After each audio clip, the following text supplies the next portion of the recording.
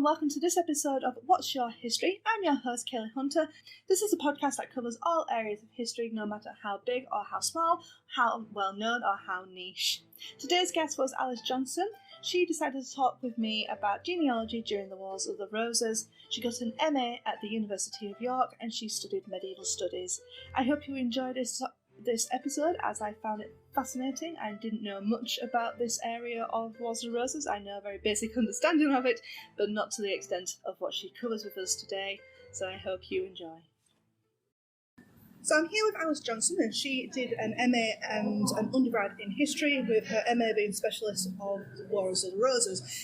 This is a topic that she absolutely adores, so I'm going to leave her to tell you why she adores this particular topic. Hey. Hey. Hey. Hey. Hey. Add a bit of Hamilton in there. So Wars of the Roses and genealogies. Amazing.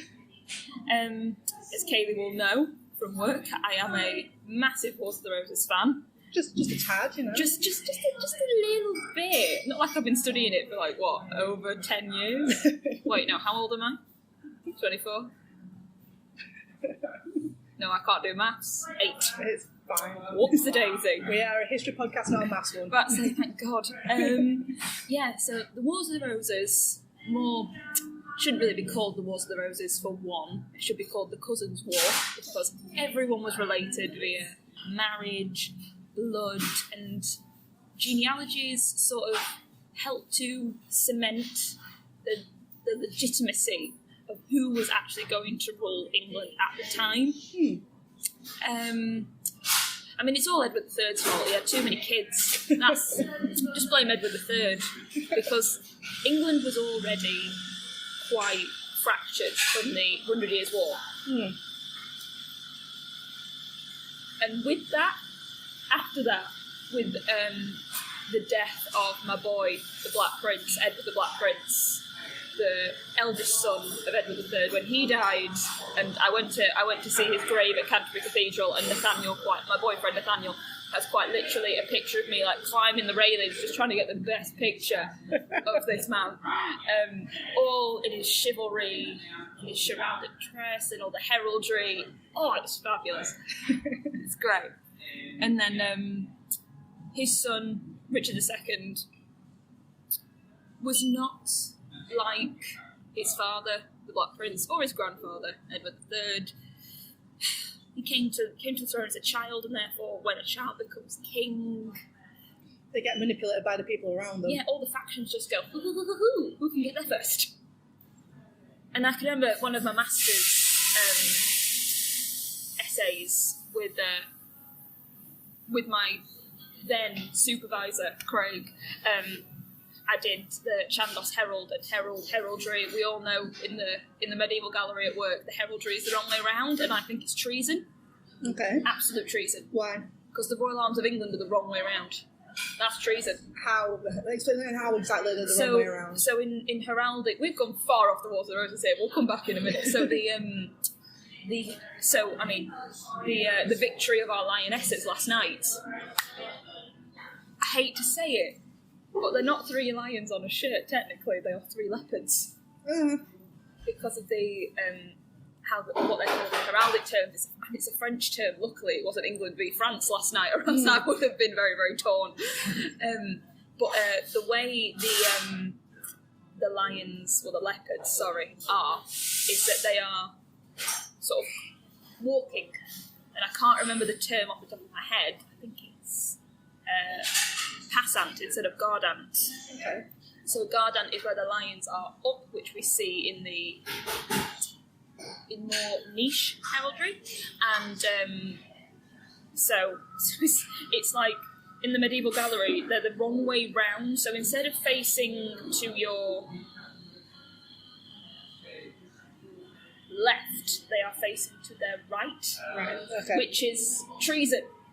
Because the rules of heraldry are so strict, because that's why heralds became so important, because heralds were in charge of making sure that no coat of arms was the same. Yeah. There was even a court of chivalry, and their honest to God was, it actually, to do with someone in York, Scrope, the Scrope family, which was a big Yorkshire family here in York, and they had an argument over one tiny bit of the heraldry, like a change in the cadence of it, and they went, they stole that from my aunt. There was a full-on court hearing, full-on, like, I wouldn't be surprised if there was a duel.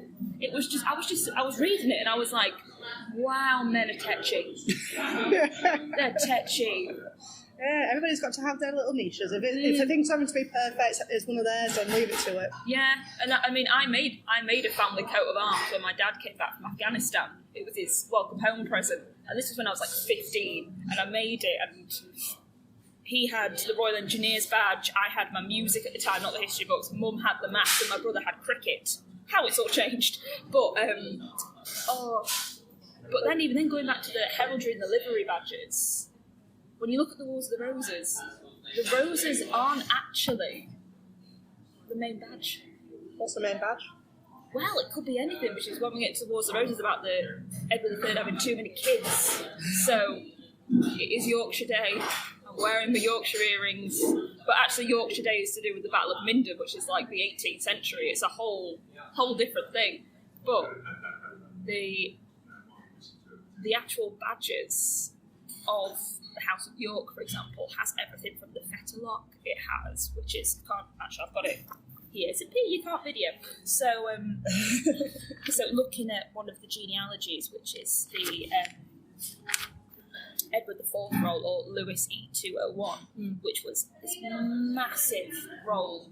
It was about, I do know how tall it is. It has been a while. Nope, don't know how tall it is. Never mind. It's a couple metres. It's a couple 5'3" metres times about 4 or more. Hey, that rhymes. But so it starts. So throughout the entire roll, along the side, is the flags of England and the flags of the country. But also, these flags are also the heraldry of different noble families to show the allegiance that Edward IV had in becoming king. Surrounded by this massive lineage that he comes back from, all the way from quite literally Adam and Eve. So Adam and Eve, and then to Noah, and then to his son Japhet, who is meant to be where everyone in Europe is descended from, but more importantly, the dynasty is descended from. Oh, nice. Yeah, there was 3 brothers. I was looking at this last night, and I thought, now I remembered why I love it so much, because the etymology and just how everything's connected religion-wise is amazing. How people from the 15th century took from the Bible to justify everything is brilliant. And you see that later on as well with Henry Tudor VII, when he's trying to prove that he is legitimately able to be king because he claims he is connected to King Arthur. Well, actually, I wish that the House of York, because they were also had Mortimer blood, they could have claimed a lot of the Welsh lineage, and they didn't, and they just left it for the Tudors to pick up. I am actually a Tudorist as well. I'm very, very bad. I'm like, yay, everyone's great. Apart from Henry VI, he would have been a better monk than a king. Oh, why? Oh, God.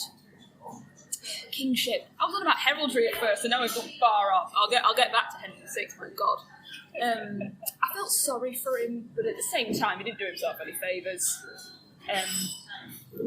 But you can tell my autism's coming out now because I'm just like, I'm so excited. So Henry, if you don't know much about the Wars of the Roses, which I'm one of those individuals who doesn't know much, but I do know that Henry VI was unfortunately a rather weak king. He didn't particularly want the role, and then when the Yorkists were like, oh, we should have this person have it, he was more than happy to give it up. It was mostly his queen that was trying to fight for the rights of her future child to have the throne. Edward of Lancaster, yeah. Which caused pretty much most of the fighting. Yeah, it was, as I say, the Cousins' War, it should have been called the Cousins' War. Walter Scott, in like the 18th century, made up this construct of the Wars of the Roses from, unfortunately, Shakespeare. I usually rep my boy Shakespeare, which is quite contradictory given what he did. But he made up this scene from, I think it must have been Henry VI, yeah. And the two families are in a rose garden, and the Lancaster house picks the red rose and the white, and the House of York picks out the white rose, and that's where it's come from, basically. I was reading something about Edmund Crouchback, who was the second son of Edward III, and he was only called Crouchback, which actually means crossback because of his part, because of how he participated in the Ninth Crusade. So actually, like, you know, wearing the shield on his back. But everyone thought that he was actually the first son, so actually the older brother of the Black Prince, but was disinherited because he had a hunchback, like a Crouchback, which is something that the House of Lancaster held on to because Edmund Crouchback was given the title of the Earl of Leicester, and then the Lancastrian title afterwards. So that's sort of where they claimed it from. It's wrong, but they claimed it, and I was like, go on. Bit of a twist in the words, I love it. It's like when we're trying to be nice to customers and you have to like try and kill them with kindness or a little bit of sarcasm, but anyway. So just to let you know, we work for the York Museums Trust, and the place where she's primarily based is at the Yorkshire Museum. This is when she's talking about the medieval gallery or talk about customers, that's mostly what she's talking about. Sorry, it's come off the tongue because of the coffee's not set in yet. So yeah, but it was... Everyone thinks that it's this long, drawn-out conflict. It's a series of battles. And they're not even battles. They're civil war conflicts, skirmishes, if you will, that just keep going ahead between rival factions and rival families. And because of the instability at the time, and also there was no way to sort of regulate and assert who had what title, who had what land, genealogies were great. They were absolutely amazing because if you visually set something in place with writing, with pictures, with heraldry, with links to the Bible, are you really going to disagree with them at the time? I mean, I wouldn't if I saw something as impressive as the genealogies that I researched, but I picked out massive genealogies, like over 18 foot, because I was trying to contribute to the scholarship that they weren't propaganda, so they weren't used to sway the public. What I was trying to prove was, well, someone had already proved it, like help bring to fruition that these genealogies were actually held in a more reserved audience and were rolled out on long tables. And I can remember my supervisor went to, it was either Munich or Berlin in Germany. At least I've got the right country. And they did that. They rolled it out in place. And so we've got the MS Roll 1066. Now, this was transcribed and then translated all the way through by this lovely woman from the University of Philadelphia. And I watched a YouTube video where she unrolled it. And I mean, Matthew Holford, who's a brilliant, brilliant scholar, said that the actual it takes time to unroll it carefully. So it probably would have been unrolled bit by bit, which makes you think, hang on a minute, why would you do that? So I thought, well, maybe to sort of prove a point when a noble audience came round or a certain visitor. Yeah, so it could be like, oh, you think we're connected to this, but also we're connected to this. Oh, I'm connected to this. Yes, it's sort of like a bit of a party piece, if you will. I mean, if I had that, I would. Can you imagine? Just the build-up of finding out. Just the build-up of, like, mine and Nathaniel's family history all infused in one, with, like, you know, my brother in the side, like, waving, like, you know, we'd have, like, a little picture of himself. But, I was... Oh, I've made myself laugh now. Stop it, Alice. What was I talking about? You're talking about the unravelling of this. Yeah, so unravel takes time, and I thought, education for the children as well. And also, because most of them actually in Latin, the Yorkist propaganda was mainly in the vernacular, or English, and actually they were more seen as proclamations and more things that were short and sweet, got to the point easily. So, for example, they tried to vindicate and make Margaret of Anjou seem like such a bad woman because A, she was French, sorry to any French people, but that was the time, and because, you know, she was a woman ahead of her time, especially for England, because in France women had a bit more autonomy, a bit more power. Yeah, there seems to be a kind of like a staple of other countries, in all fairness, because she came from a country where women could take over if the man was seen as weak, and later on we see the same thing with Catherine of Aragon, who is from a background of where women could also again role in the man's the daughter of Isabella of Castile. Oh, Yeah, and unfortunately she gets screwed over, as we know. But we're not talking about Henry VIII at the moment. I did my undergrad dissertation on Catherine of Aragon and Anne Boleyn. Don't get me started. So that's a different podcast. Yes, we're not talking about Tudors. No, we're not talking about Tudors. No, bad Tudors. So yeah, because everyone thinks that a propaganda role is vertical. Yeah. You can tell the coffee's not set in. So vertically, and then everyone would admire it. But then I sort of contributed that every single bit, if you're paying a lot of money to have these quite literally works of art and literary pieces, both in literary genre and art genre, like the combination together, everything's going to be strategic. You want every single person to read every little bit. So if you put it up at the top, if you hang it vertically, you're going to miss out the top bit, which is going to impact on how you see the rest of the role.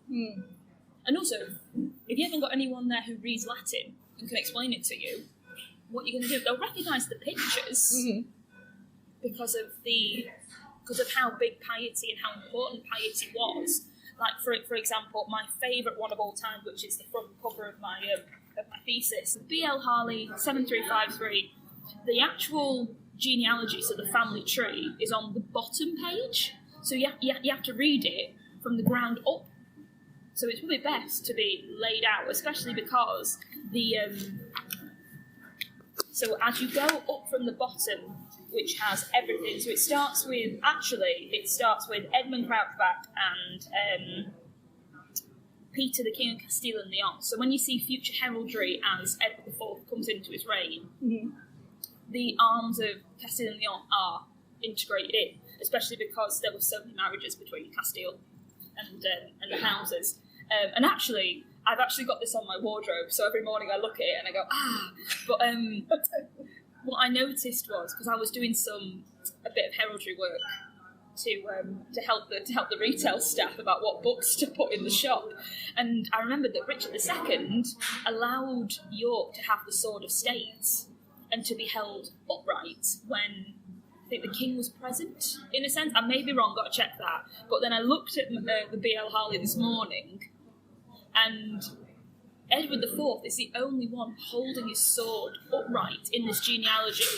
Henry IV, who is striking Richard II from quite literally the family tree, like severing him because Henry IV usurped Richard II in 1399. And then Henry VI, who's in all armour, which I think is actually quite incredible, because you don't see him as a warrior king. So someone was being nice to Henry VI here, but his sword is down, so I think that's the little dig. So yeah, but then the next few images are biblical scenes against scenes of Edward's life. So obviously it had to have been made after Edward became king. So, for example, there's one where Moses is being sent away in a basket down the Nile in the little basket, and it's paralleled with Ed being led to Calais by a little boat after the Battle of Ludford, where they lost. And Richard, Duke of York, so Edward IV's father, and him, they all escape because you had to, or else you'd be killed. And in the same way, there is one where Moses sees the burning bush. Moses is actually quite a recurring theme, and I actually made him a part of one of my chapters about role models, because no one had really talked about Moses, but Moses was actually quite the decider of things. So, like, he was quite the pacifier, and also, made good decisions. I think. I'll have to read my thesis and you'll find out that I can't remember what I wrote. But then that is parallel. So you've got the Trinity. So you've basically got three gods in the fire. Mm-hmm. And it's called a Trinitarian God, and it's actually quite rare. And then it's paralleled by the Battle of Mortimer's Cross in 1461, where it was so icy, there was an optical illusion in the sky. There was three suns called a parhelion, I think. Might be a wrong way of saying it. But that was like, oh, God has chosen me to be king because there are 3 suns in the sky, 3 sons of York, and that's where the sun became a part of the badges, alongside the White Rose as well, because Edward IV was born in Rouen. He was also called the Rose of Rouen, which was a propaganda poem as well, which actually said that 28,000 died at Towton. That is wrong. If there's anything to come away from this, 28,000 did not die at the Battle of Towton in 1461. 2,000 to 3,000 tops, I'm going to bet. Because if you go to Agincourt, there's like 5,000. I mean, that was a pretty big battle. I digress. See Ted from Towton. He's great. So he's a skeleton that's in the Yorkshire Museum. And I love him. He's amazing. So yeah, it's just... And also, putting Edward into the Wheel of Fortune, like, I often say at work, oh, the Wheel of Fortune isn't in my favour today, or it is in my favour. That's to do with, like, Lady Luck and, fortune, the wheel coming round, and how, what goes around comes around. So technically karma is actually biblical. Yeah. So let's go with that. A lot of things that we say, in all fairness, and turn of phrases are biblical in some way. Yeah, which is great. But that's a different thing. Yeah. But to bring it all, to surmise it all, is that a word? I don't know either. I've made a word if I have. To surmise it all, to put all this... What's the word I'm looking for? All this, like, they glamorise legitimacy. Okay. And especially in this sort of time where there was civil war, factional conflict, you had to elevate your pedigree. Mm-hmm. And that just basically was fused into the political landscape. Mm-hmm. So around the time, there were so many, like, I like to call them boring. So there was speeches, there was parliamentary documents. I do love parliamentary documents, but I'd rather see a bit of colour. Yeah. I want a bit of colour to back up what someone's written. But the Act of Accord of 1460 is my favourite thing in the world, because it's basically saying, it's showing Richard, Duke of York, so Edward IV's father, Richard III's father, his legitimacy. And prior to going to this Parliament session for the Act of Accord in 1460, he walks in with the heraldry and the royal coats, like the royal arms of England, with, I think it's either Lionel of Antwerp, who was the Duke of Clarence, or Edmund, Duke of York. So Edmund, Duke of York, was the second son of Edward III, and then Lionel of Antwerp, Duke of Clarence, was the 4th son, and then John of Gaunt is in the middle. John of Gaunt is the start of the Lancashire. So Henry Tudor, Henry VI, Henry V, Henry IV, all stem back to John of Gaunt. Oh, okay.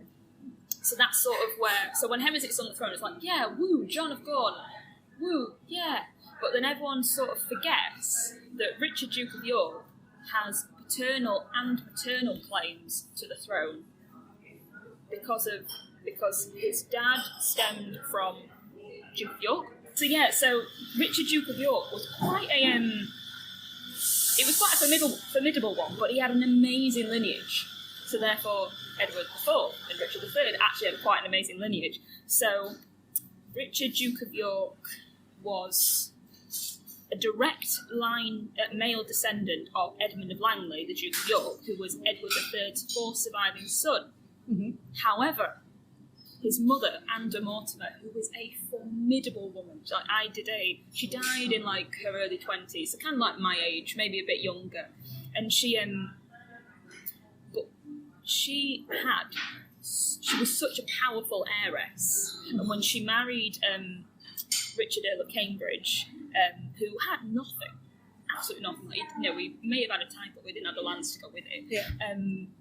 She actually was a descendant of Edward III's 2nd surviving son, Lionel of Antwerp, the Duke of Clarence, who actually only had a daughter, and then who was called Philippa, the 5th Countess of Ulster, and so that brought the sort of the Mortimer and the Borough arms into Richard, Duke of York's coat of arms, mm-hmm. and because of the importance of women to the House of York, mm-hmm. and to the House of Lancaster, if you think of Margaret Beaufort, who was Henry the Tudor's mother, yeah. Without her, Henry the Tudor wouldn't have a leg to stand on. Mm-hmm. She got pregnant at a very young age, about 12 or something, and she fought tooth and nail for her son to be on the throne. And she got married 3 times. We are really dotting between the two. Yeah, this is a different... Yeah. Well, we can talk about this another time. So the Act of Accord basically legitimised Richard Duke of York by establishing his male direct descent, but also the female descent through his mother. Mm-hmm. So, I mean, I've got the Act of Accord. So Richard Duke of York, a son of Anne, daughter of Roger Mortimer, Earl of March, son and heir of the said Philippa, daughter of the said Lionel, third born son of the said Edward III.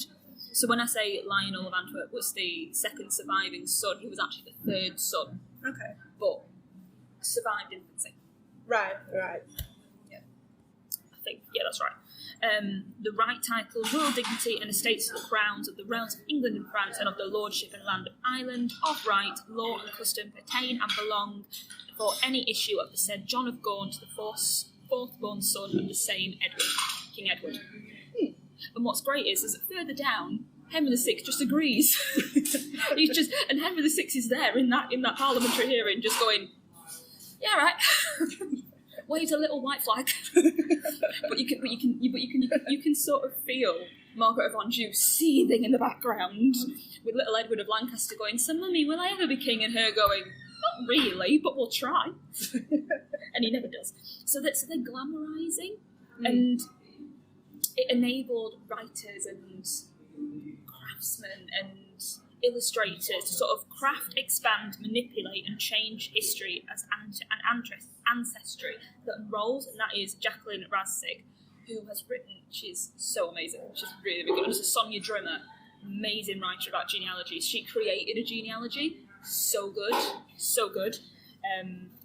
So all in all, I was just sort of trying to explain in my thesis, and actually very, very badly here. You should have been with me at my dissertation presentation. I went off on one many, many times, and my friend had to keep pulling me back in because my mind was going absolutely mad. So it was... They fell into, like, official histories, especially because it was like a chronological narrative from the Trojans, the British, the Anglo-Saxons, the Normans, the Plantagenets, down to the Lancastrians, and then down through the Yorkists. And because they were running down the parchment roll, there was like a smooth continuity, especially by just one long, massive line. So like the continuity never broke. Yeah. And then from that, you had different lines of descent. So they showed the lineal threads for English and French descent, very important.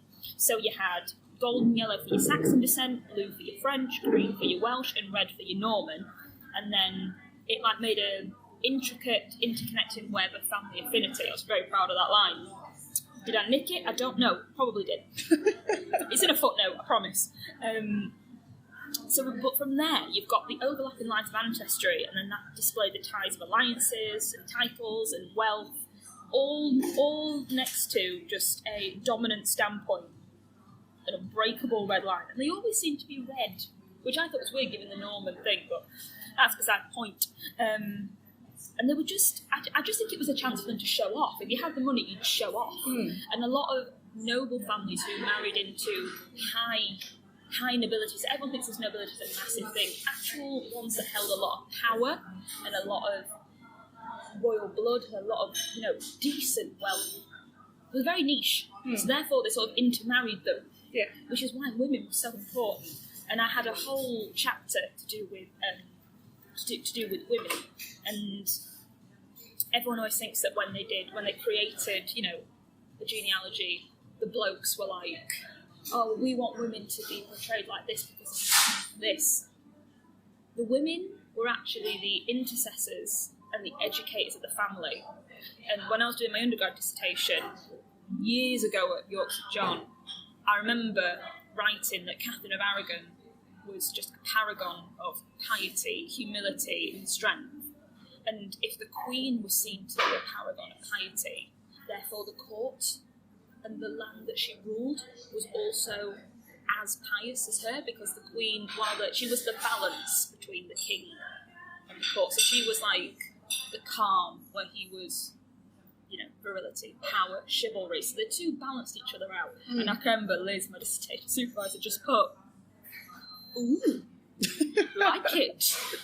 And that's probably the proudest moment of my dissertation. because for a while, my dissertation, my favourite bits were just the acknowledgements. Yeah. Because you have that moment when you're writing. And so for the female one, I did female heraldry and Mortimer, because I sort of said that women were actually, if they were, the male may have commissioned it, but the woman was in charge of overseeing it. So the woman would probably go in, just stick that in there. Just, oh yeah, just stick that in there. Yeah. Portray me like this. Because that was the optimal way. And then in the Rouse role, which is a gorgeous role that describes, it's more of a Richard III kind of genealogy, partly because it describes the Beauchamp and the Earls of Warwick, which is a family that not only were related to Richard III and Edward IV, but they also married into, with Anne Neville being the daughter of Anne Neville being Richard III's wife, Richard, Earl of Warwick, the kingmaker, and then traitor, boo him. But So the same thing happened with a lot of people. So yeah, they kept switching sides. Yeah, so the term turncoat literally meant people would turn their coats inside and out and basically be on either side that was winning at the time, effectively. Yeah, so the women had to, keep cementing this family legacy, because if your father was a traitor, it's like even Richard Duke of York, his father was a traitor. His father, Richard Earl of Cambridge, was beheaded for the Southampton plot, where they tried to put Edmund Mortimer on the throne, because the Mortimer family was so important. But the Mortimer family is a whole different thing. If I could do a PhD, I'd do women in genealogies. But I'd also, if I could do a bit more research on the Mortimers, then I would. But as I looked at the women in all these genealogies, they gave them a bit of status. They gave them they gave fictitious heraldry. So they created women their own heraldry to keep this line of continuity going, as if they were related and linked to the Earls of Warwick in the Rouse role especially, which is something that I'd never seen before. And then they had to make Eve, the fallen woman, the mother of Earth. So they just turned it on its head, and I was there like, a woman had to have done that, and a man's just gone, yeah, I take credit for that. Yeah, probably. I find that very interesting that they've done that, because in a lot of things, especially in the early parts of religion, to be a descendant of Eve, which apparently all women are, it was seen as sinful, so to just be basically grieving, let alone anything else, because you're a descendant of Eve. And the fact that they've twisted that and changed it to, actually, Eve was this great person who brought everybody here. That's actually really wonderful to hear that's been changed. Yeah, and just, I must admit, in my feedback, the portrayal of women, my third chapter was my best one. And actually, after reading the feedback, I can kind of see it, because I was slowly getting there, slowly pushing into something new. So there was always a patriarchal focus, because, the men are there in armour, heraldry everywhere. You think it's quite masculine, and the women are just there staring at their husbands lovingly. But actually, it was the optimal way for women to be portrayed positively as a wife and a mother. So, yes, they fit the conventions of the era. So, the waist is, especially in the Rouse role, dramatically thin, hourglass figure, aesthetically pleasing, and things like that. And to some extent, they do look quite subservient. Mm-hmm. But when I went into more genealogies, and granted, the Rouse role has a full portrait of every single person. When I looked at other genealogies, like MS Bodley Rolls 5 and MS Rolls 1066, I saw they did make a distinction. Like, red was written for a woman's name, black for a man's, to sort of show the gender. But also, they made a point of any sort of writings in these genealogies, they specified who they were the daughter of, who, so it could have been, King of France, King of Leon.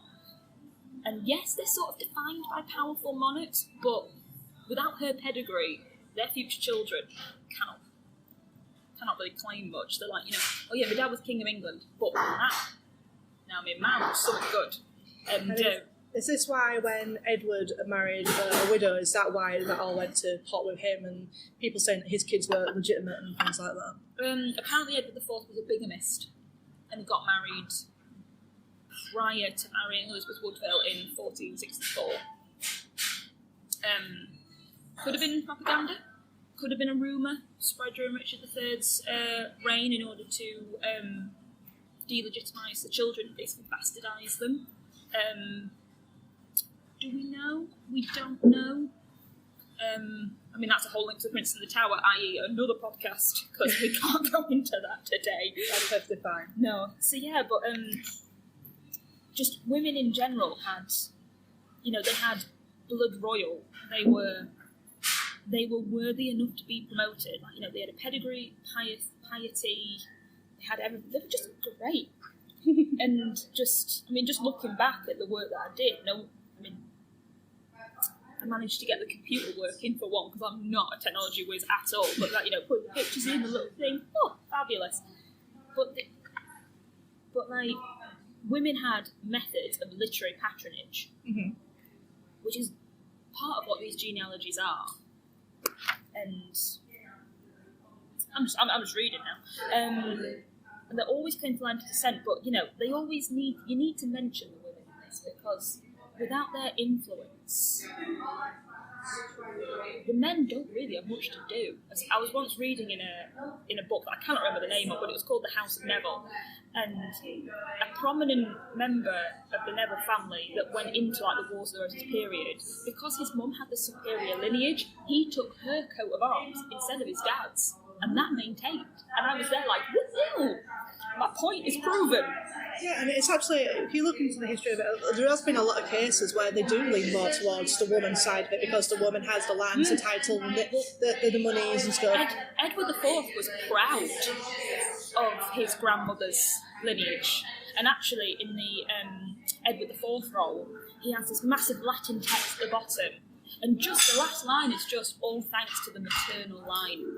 All thanks to his grandmother. And then the B.L. Harley, in the which has got where you read from the bottom up. Yeah. The where is she? She's Anne Mortimer here is just actually I might have a better picture on the back. Anne Mortimer here. She's facing her husband. She's facing her husband, but at the same time, Richard Duke of York is stemming from Anne Mortimer. So the genealogy has been created that the intricate stem isn't stemming from between Richard, Earl of Cambridge, and Anne Mortimer. It's stemming straight from her. And actually, Richard Duke of York is seen here in his fur emery, emery fur, and his hat, a little quite cute hat, showing his royal blood. And Noble Heiress, I did a whole little sub-chapter on Anne Mortimer, and the message of female inheritance is so small, but it speaks so much volume. So going back to the B.L. Harley and Moses that I mentioned as a role model, there's a biblical passage regarding the daughters of Salphad, my apologies, and this Bible passage is to the daughters of Salphad, a just thing has been given, let lawful oath be taken. So when I said that Moses was a carrier of justice, these three daughters were denied their inheritance because they were a woman. But Moses was like, I'll talk to God, it'll be fine. And he got them in justice. So that transcribed to and sort of was symbolism for the fact that Richard Duke of York and Edward IV were restoring the succession back to when it was Richard II, because Richard II was unlawfully usurped by Henry Bolingbroke, Henry IV, the Lancastrian line. So I think that's a good place to stop. Yeah. So thank you for that. That's been fascinating, especially the women's section. I'm all for women in history and how we very rarely get any representation. It's just the fact that Moses is so close to Anne Mortimer is absolutely great, and then you have that stemming upwards. And it's justifying. She's the grandmother of a king, and could have been the mother of a future one, but unfortunately when Richard Duke of York died at the Battle of Wakefield, it was also sad. R.I.P. But yeah, I'll stop talking. That's fine. I suppose one last question, and it's probably pretty obvious from this whole podcast, but which team are you? Oh, Jesus. sweating now. Team Yorkist or Team Tudor? Or Lancastrian, should I say? I would say that Team York is more interesting. There's a lot more to unpick with Team York. I would say I'm Team Tudor as well. Maybe not Team Lancaster. I will say that if Richard, Duke of York and Margaret of Anjou had put their differences aside and teamed up, they could have been a formidable force. But when it comes to being a Tudorist, mine is purely Elizabeth of York and Henry VII marrying, bringing everything together.